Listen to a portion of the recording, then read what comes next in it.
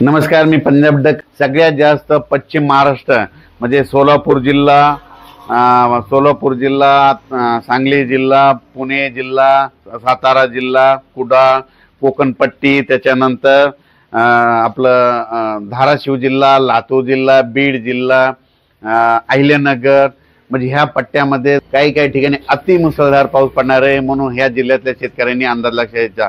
इतका मुसळधार पाऊस पडल्यामुळे काय होणार आहे, त्या तळ्याला पाणी येणार आहे. तळ्याचं पाणी उजनीचं सोडावं लागणार आहे. कोयनेला पाणी येणार आहे. कोयने सांगलीकडे पूर परिस्थिती निर्माण होईल. म्हणून नदीकडच्या शेतकऱ्यांनी हा अंदाज लक्षात घ्यायचा. आणि राज्यातल्या परत शेतकऱ्याला सांगू इच्छितो की मग त्याच्यानंतर परत 14 सप्टेंबर ते 18 सप्टेंबरच्या दरम्यान पुन्हा तळोदा तालुका, शिरपूर, यावल, बुरामपूर, अचलपूर, वरुड, जामनेर, हरिशाल, नंदुरबार, चोपडा, अकोट, तेलारा, सावनेर, एरंडोल, पाचोरा, म्हणजे ह्या पट्ट्यात काय होणार आहे, 14 ते 18 दरम्यान पुन्हा तिकडल्या भागात देखील पाऊस पडणार आहे. म्हणून त्या भागातल्या शेतकऱ्यांनी अंदाज लक्षात घ्यायचा. त्याच्यानंतर इगतपुरी, नाशिक, येवला, येलोरा, संभाजीनगर, जालना, लोणार, पुसद, डिग्रस, अर्धापूर ह्या पट्ट्यात देखील 14 ते 18 दरम्यान पाऊस पडणार आहे. म्हणून हा अंदाज लक्षात घ्यायचा.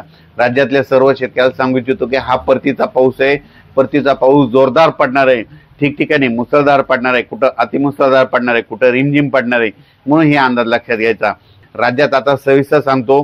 मुंबईला देखील मुंबई, इगतपुरी, नाशिक, नंदुरबार, धुळे, जळगाव ह्या पट्ट्यात देखील 14 ते 18 दरम्यान काही ठिकाणी अतिमुसळधार पाऊस पडणार आहे. कुठं मुसळधार, कुठं रिमझिम, कुठं पेंडॉलचा पाऊस पडणार आहे.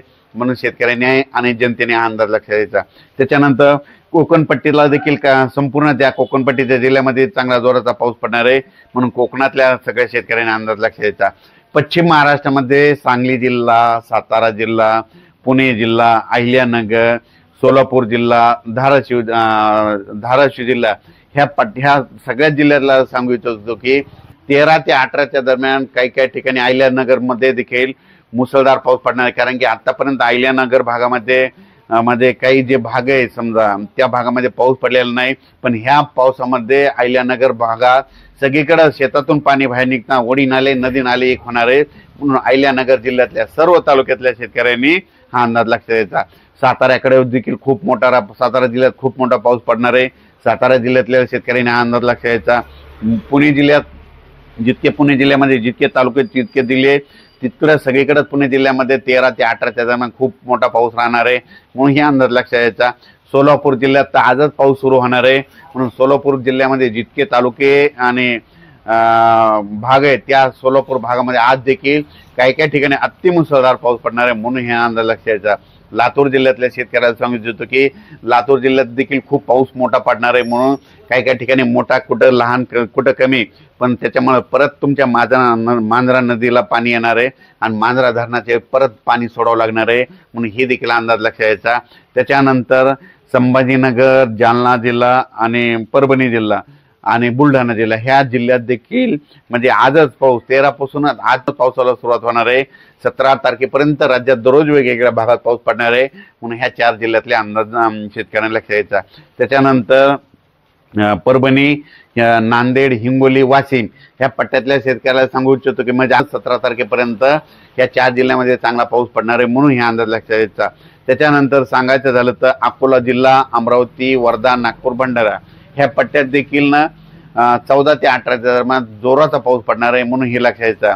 अमरावती, अकोला सगळीकडे जवळपास सांगायचं झालं तर पूर्व विदर्भ, पश्चिम विदर्भ म्हणजे 6-5-11 जिल्ह्यामध्ये सगळीकडे मध्ये 14 ते म्हणजे आजपासूनच 12 ते 17 दरम्यान जोराचा पाऊस पडणार आहे. म्हणून हे लक्षात घ्यायचं. आता मराठवाड्यात देखील सगळ्याच जिल्ह्यामध्ये ह्यामध्ये 6 दिवसामध्ये जोराचा पाऊस पडणार आहे.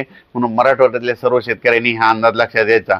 त्याच्यानंतर तेलंगणा, आपल्या बाजूला तेलंगणा आणि कर्नाटक आहे आणि आंध्र प्रदेश, तेलंगणा, आंध्र प्रदेश, कर्नाटक त्या सगळ्या जिल्ह्यातल्या शेतकऱ्याला सांगू इच्छितो की म्हणजे त्या राज्यातील जिल्ह्यातल्या शेतकऱ्याला सांगू इच्छितो की जवळपास तुमच्या इकडं म्हणजे 13 सप्टेंबर ते 22 सप्टेंबर दरम्यान चांगला दररोज वेगवेगळ्या भागात जोराचा पाऊस तेलंगणा, आंध्र प्रदेश, कर्नाटकमध्ये पडणार आहे.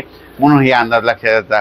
सांगायचं झालं तर हे परतीचा शेवटचा पाऊस सगळ्याच जिल्ह्यांना झोडपून काढणार आहे. पण दररोज आज या भागात पडन तर उद्या दुसऱ्या जिल्ह्याला झोडपेणार, परवा दिवशी तिसऱ्या तालुक्याला झोडपेणार, तर सगळीकडे जोराचा पाऊस पडणार आहे. म्हणून हा अंदाज लक्षात घ्यायचा.